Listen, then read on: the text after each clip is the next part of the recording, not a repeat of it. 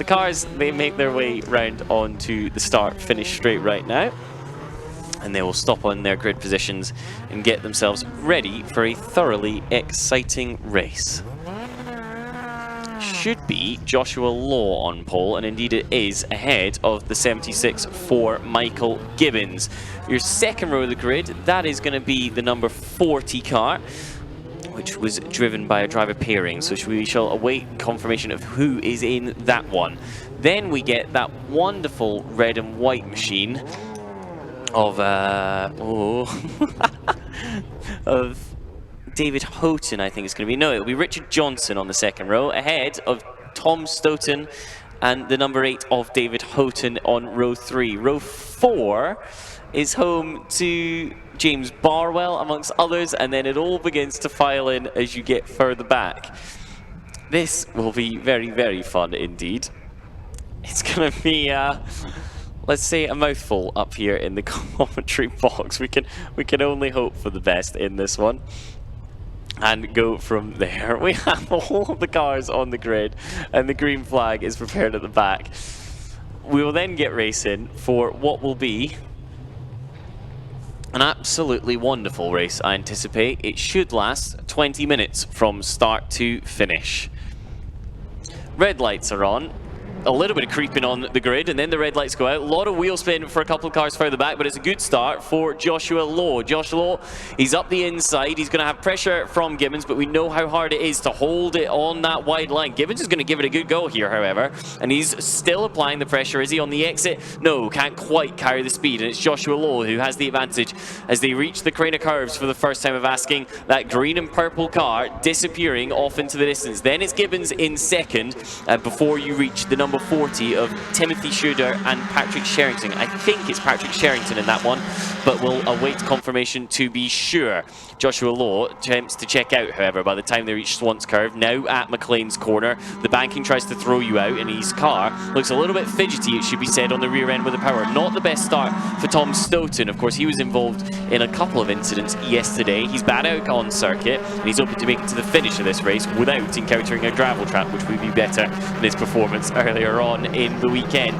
They weave their way now through Coppice. A couple of cars wanting to get to the inside, a couple wanting to get to the outside. Nobody able to get to Joshua Law, who's already through the chicane and across the line to complete the first lap of this 20-minute race. It's the number 1 car from the 76 from the 40, and then everybody else in tow behind. Slipstream can be very, very efficient in these. Big profiles on the front of the car, big wings, and everybody is tucking in to make sure that they gain that crucial couple of miles an hour down the start-finish straight. I'm joining the commentary box after what I can only assume was a bit of a jog up the stairs there from Andy Webster. I'm here. I've been listening in, and you're doing a great job, Tom. It's very, very difficult to follow with blank pages everywhere for us, and it looks like it's being just as much of a difficulty for us, our starter crew down there as well. Yes, we're trying our best, let's put it that way. The 103 car was off at Redgate, but is rejoining now. That was David Gorse, so he'll drop to the back of the field. The leader's already towards the top of the circuit, as we call it, at McLean's, followed through by Coppice. Take an early apex at Coppice, and then hold it tight just for a moment. It's not a sapient apex, but you eventually let the steering off as you curl your way back onto the straight. It's Joshua Law at the head of the field still, ahead of Michael Gibbons, but Gibbons seems to be getting closer. A great lap number 2 from him. Absolutely, lots of filing and through the Roberts chicane, as you would imagine. There was the Peach entry, who has got a good run coming on down the start-finish straight now. In fact, we're getting very, very crowded into Redgate. It's the 77 and versus Peach of 117 with the Martini liveried Meisen, I think it is, behind, who's struggling to try and get some track real estate as they continue to battle all the way through Hollywood and down towards the Craners. Here they come then. Is anybody close enough or brave enough for the move into the old hairpin? No, of course they're not. So they stay as they are in that battle on the outskirts of the top 5. Leaders already making an incredible course around this lap. They are sawing their way around the circuit. The lap times keep on coming down. The cars still look a little bit fidgety, however. They are on the limit as there's spits of rain on our camera lens. And I believe we finally have timing back. Confirmation, Michael Gibbons was quick on lap number 2. He set the fastest lap of the race. Yeah, so it's Joshua Law from Gibbons, from the Tudor Sherrington, car number 40, from Johnson, Horton, Stoughton, Barwell, Peach, Williams and Misen, your top 10 right now.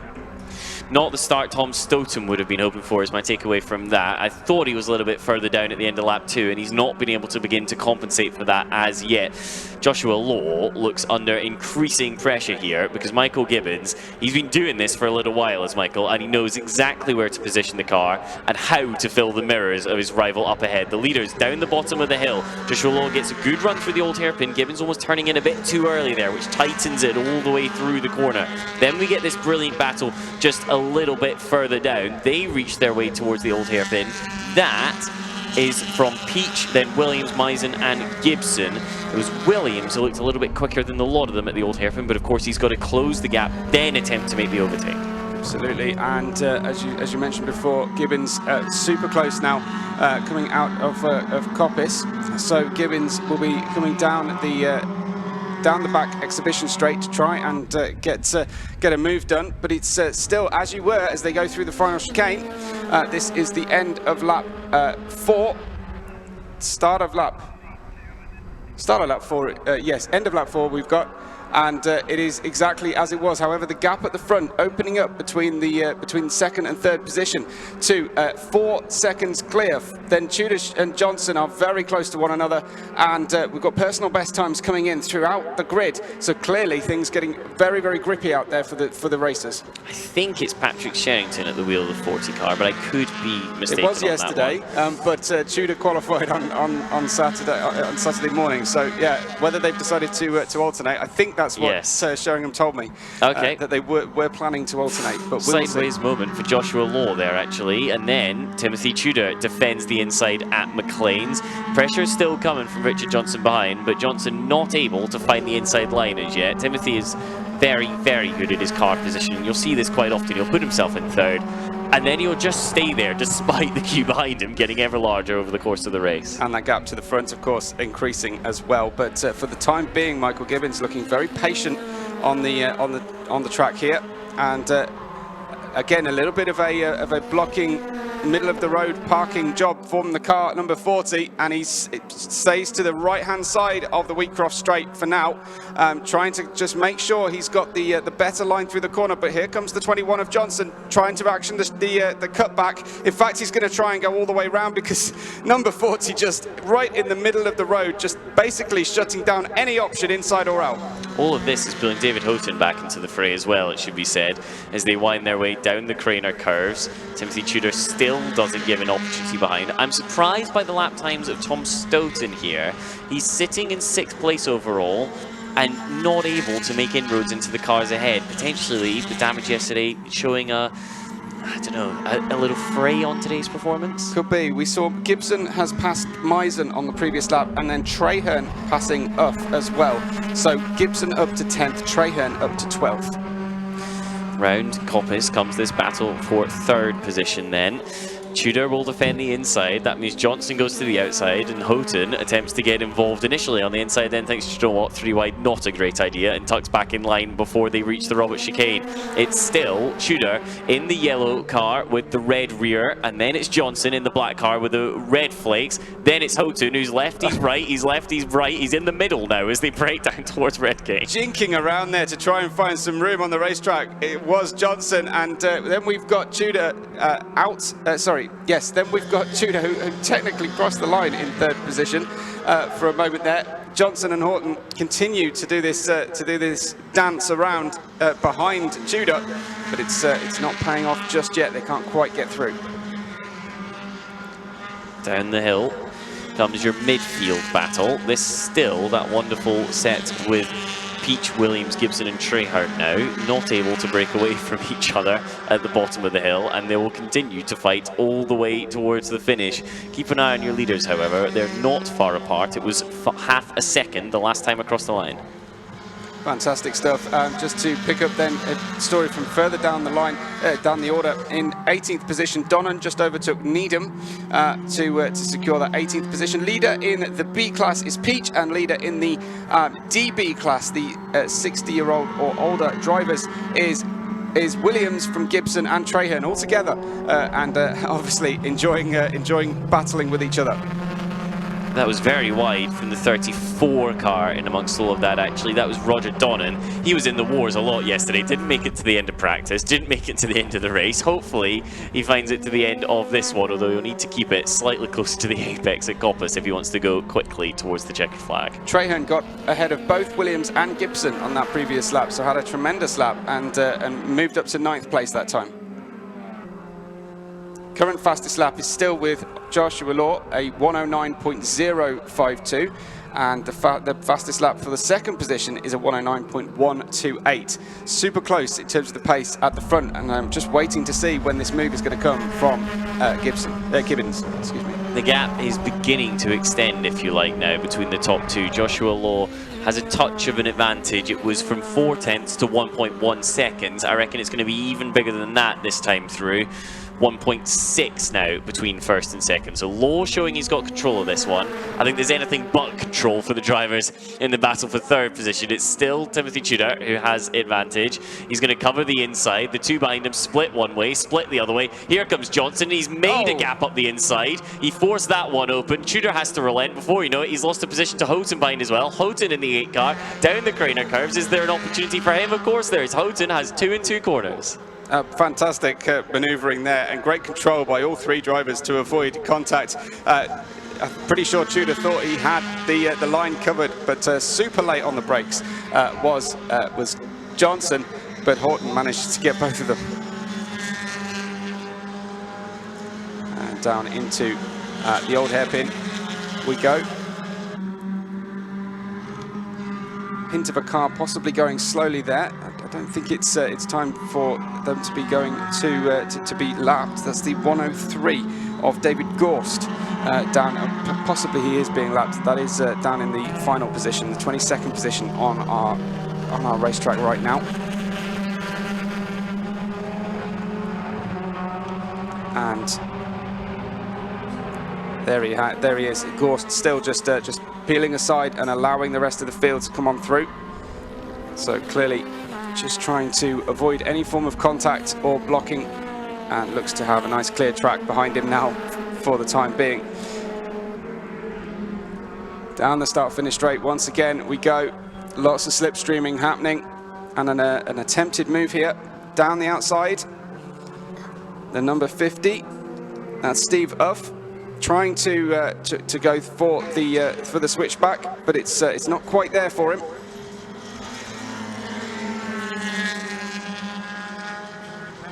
Steve Uff now on the defensive into the hairpin. Meanwhile, back at Redgate, further battling going on, and we've got Clive Hayes on the defensive at the moment.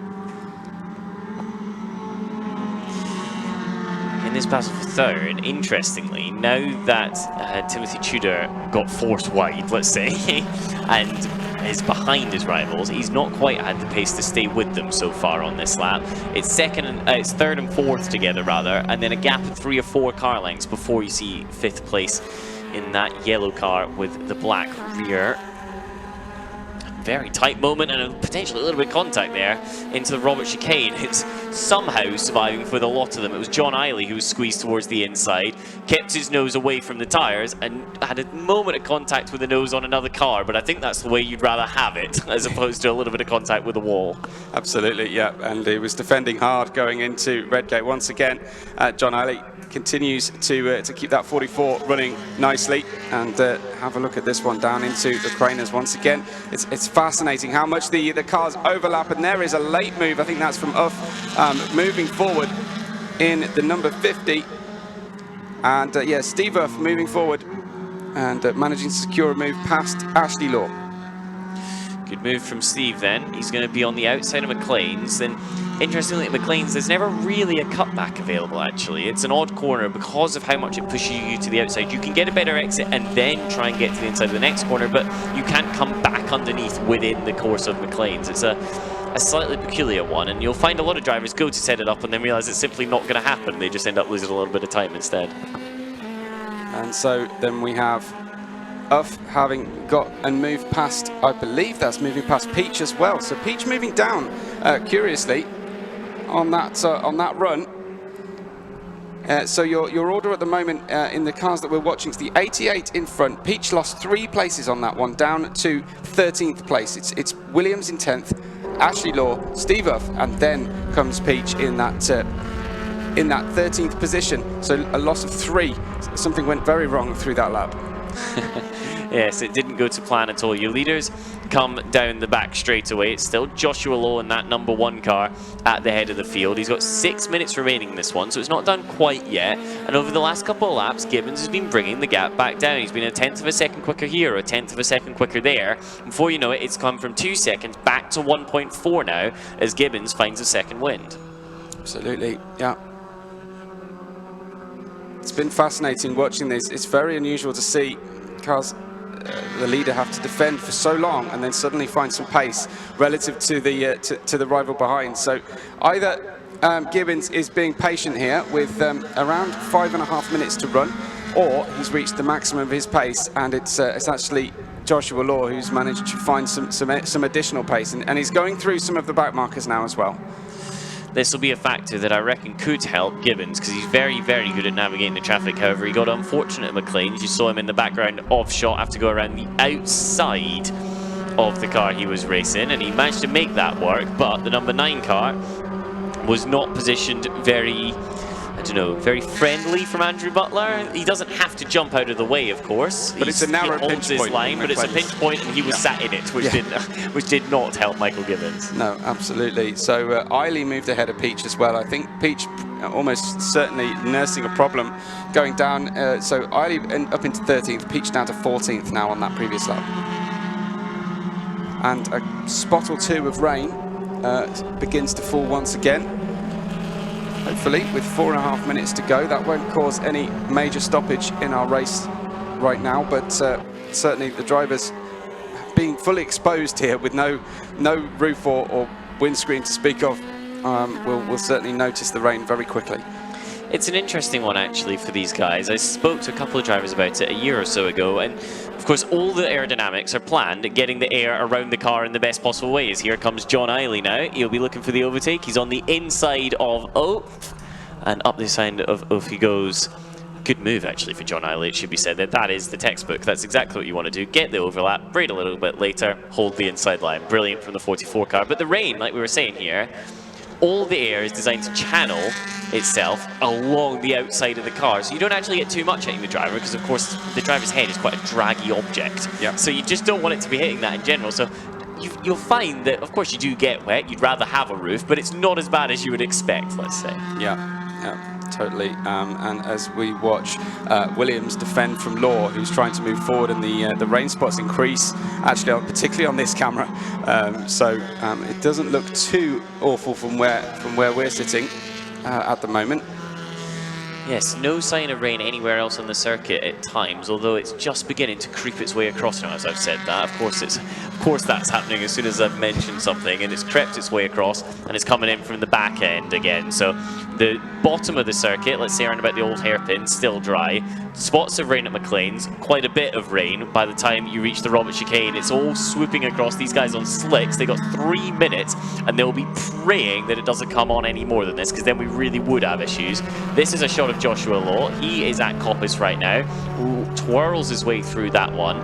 He tries to get a little bit of a slipstream. There was actually a wave in the air from the driver ahead of him saying, go that side off me. They don't have indicators, but it doesn't mean you can't indicate which way you're going to go. Thus far, he's not received the kindest of treatment from those back markers, but then you see you've got Gibbons catching right in the middle of the Robert chicane, so there's nothing you can do to pass through there, unfortunately.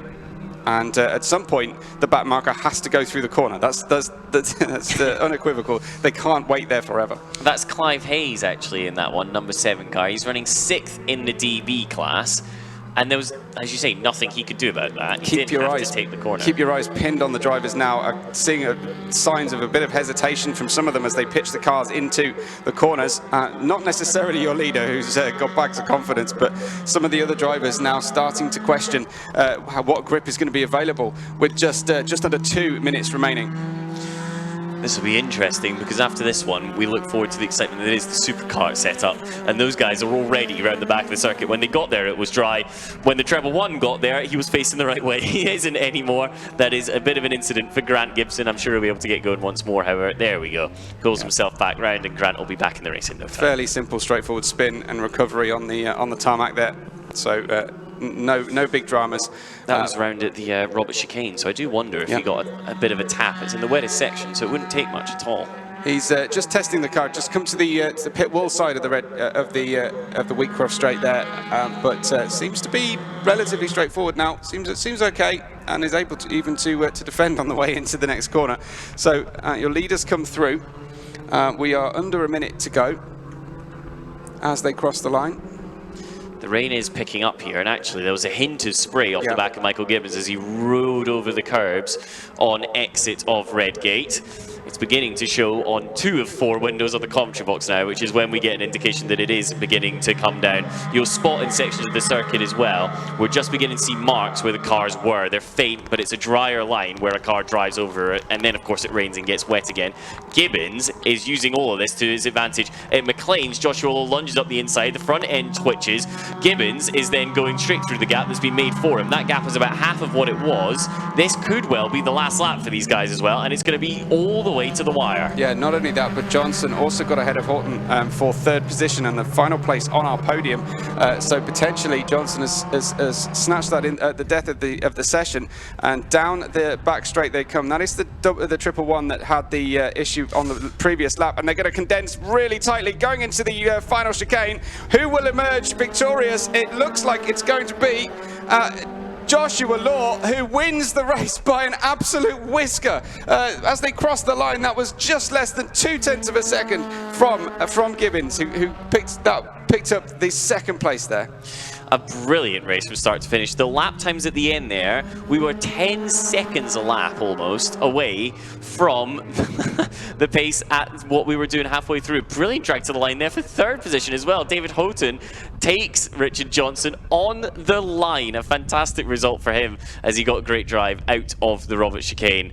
We'll await everybody else to come across the line, and then of course we'll confirm the order and try and get some interviews for you. Our schedule very much packed in now today, so it's going to be quick flowing from here till the finish. There crosses the number 9 car of Andrew Butler. He had a couple incidents throughout this one, but good to see that he made it to the line in the end. Then we get what's left of this battle, which is somewhat dispersed, it should be said, down the order. It'll be Williams just behind Peach at the line, actually. Williams losing out on that very last lap of the race. And your order looks like this. Joshua Law takes yet another victory in the number 1 car ahead of Michael Gibbons. Then you'll find David Houghton and Richard Johnson before you meet Timothy Tudor and Paul Traherne. Tom Stoughton goes in 7th come the flag before it's James Barwell, Allo and John Eiley rounding out your top 10. We'll get through the rest of that in just a moment. Andy Webster scurried down into the pit lane. The rain, it's still there, but it is just very, very thin droplets as we look towards the rest of the day's proceeding. But into the pits comes Joshua Law. A fantastic showing from him. He'll get himself round there. Applause from not just friends and family, but also from the MSVR staff. And that's when you know it's a very good drive, because they spend all of their days at the race circuit. Josh Law into P1, Michael Gibbons P2, and then you'll wait for quite a little while until you see David Houghton appearing in 3rd position. Here he comes, slots himself in there, having taken that one on the line. We'll pass down to Andy Webster in pit lane. Yeah, just watching Josh Law get out of the car. He's obviously very happy, and he's receiving the plaudits from everybody in the team at the moment. But Josh, that looked like a really comfortable first sort of 9/10 of the race, and then that last lap got a bit squeaky. Yeah, it was reasonably comfortable. Bit of pressure at the start, and then the rain started to come down, and I thought, you know, these are Michael's conditions. He's going to catch, but there was still a little gap, so I felt okay. And then I just got really held up by some back markers, and yeah, and then thank God it was the last lap, because he had a great run on me coming out of the chicane. So yeah, just wicked, brilliant. Oh, congratulations to Josh Law. I'm going to go and speak to Michael, but well done, fantastic stuff. We're going to try and get hold of Michael Gibbons, but he's disappeared. Michael, we were just talking with Josh. He said the rain favours you, and it certainly seemed to on the last lap, as well as maybe a little bit of traffic there. Yeah, I mean, the traffic comes and goes. Like, I got really held up earlier in the race, and then he got slightly more unlucky towards the end. But when it started raining, I was just like, I was willing more and more, because I love those conditions. And one more lap may have been interesting, but like, fair play, because those are horrible conditions to be leading in, and he did really well. I'm really pleased we got the car going a lot better than we did yesterday, because we were nowhere yesterday. But yeah, fair play, and it's all good championship points. The gap seemed to tail off a bit. We had really close running at the sort of first third of the race, and then the gap opened up. Were you just calling the car and being patient, or what was the issue? Yeah, I was having to push quite hard to stay underneath him like that. But I was like, I'll keep the pressure on to start with, and then midway through, or I'd say 8 minutes in, I missed the throttle on a down change and locked up, and I went a bit wide, and that opened the gap. And I sat there for a bit because everything was really warm. I thought I'd try and let things cool down and see if it came back to me. And it sort of started to, and then the rain played into my favour. That probably gave me a better chance than if it had stayed dry. But yeah, that's how it goes sometimes. Oh, congratulations, another podium this weekend, so great to see. And we're going to try and speak then to David Horton. Is it Horton or Houghton? Horton. Horton, it is Horton. We've got it, fantastic. So congratulations, you got that right on the line. Yeah, absolutely, yeah. Well, I was behind Tim and Rick for quite a while, and then managed to get them both at Redgate in one move. And then I led Rick, and sort of, he wasn't really closing on me where he needed to. And then the rain started coming down, and I led for another few laps, and he got past me, I think down the Craners, or going into the Craners, and then we stayed like that for a couple of laps, and he was no more comfortable on the wet with the slicks than I was, and I think he must have made a mistake, and I got past him, got a run on him down here, and literally took him at the line. It's like wacky racers. It was a terrifically close finish, but an overall, a really successful race. You felt you were really on the pace there? Yeah, great, and great to be racing around people you can trust, and just have a great race and really have an enjoyable time. You know, wherever you end up in the finishing in the pack, whether it's at the head of it or the back of it. I had a great race yesterday as well, so yeah, no, really good fun. Oh, congratulations. So a very happy podium here, and back to you then, Tom.